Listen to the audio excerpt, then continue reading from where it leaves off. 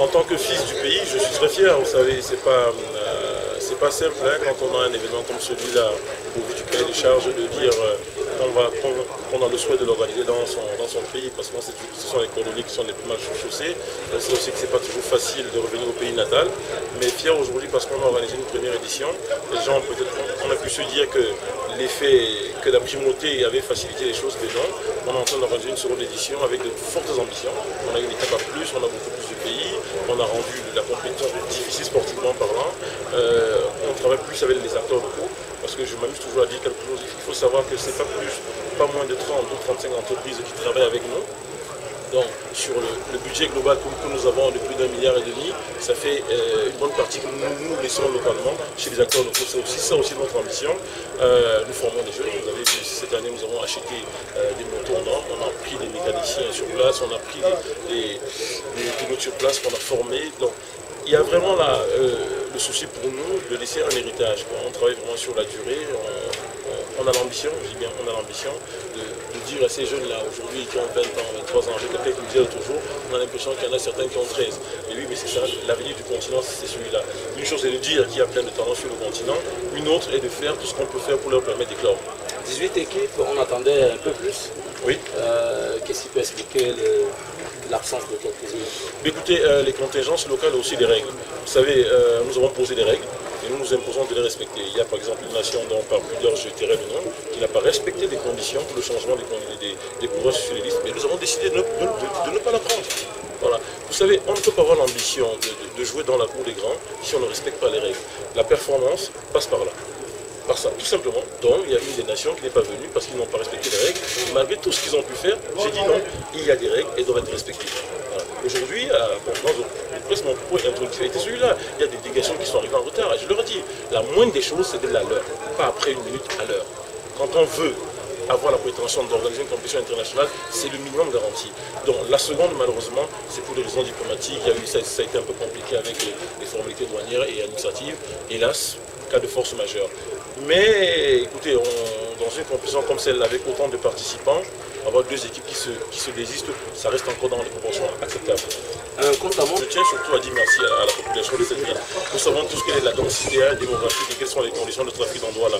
J'ai pris le plaisir à faire le parcours quand l'équipe du Cameroun est partie, parce que ma fonction m'oblige à être neutre, mais le cœur, la passion m'oblige à avoir un petit faible. Donc quand le Cameroun est parti, je les ai suivis en voiture. C'était aussi l'occasion pour moi de jouer l'utile à l'agréable.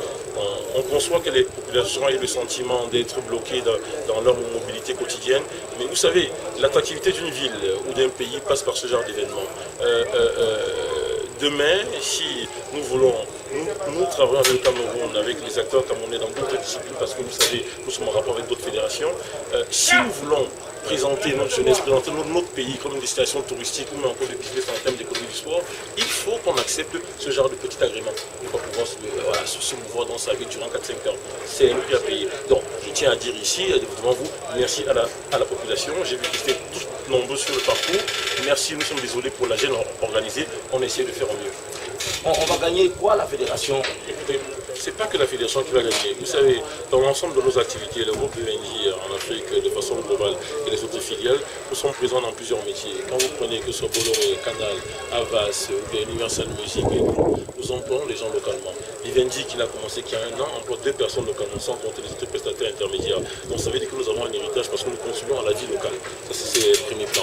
Le second plan est de dire, l'héritage que nous devons laisser ou que nous souhaitons laisser, c'est une empreinte qui doit être consolidée, confortée par notre partenaire qui est la fédération. Je le dis ici de façon solennelle, quand nous avons commencé à travailler ensemble. J'ai dit, nous faisons notre part du métier. Maintenant, à la fédération, qui est l'entité régalienne, qui a la délégation du ministère de tutelle, de faire sa part. Aujourd'hui ou demain, si nous partons demain avec le tour de l'espoir, ça ne veut pas dire que nous arrêtons notre collaboration. C'est un fait.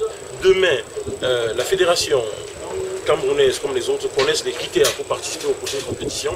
Il faut qu'il y ait une équipe de jeunes, il faut qu'il y ait une équipe compétitive, il faut qu'ils fassent mieux que ce qu'ils ont fait aujourd'hui. Il faut dire les choses.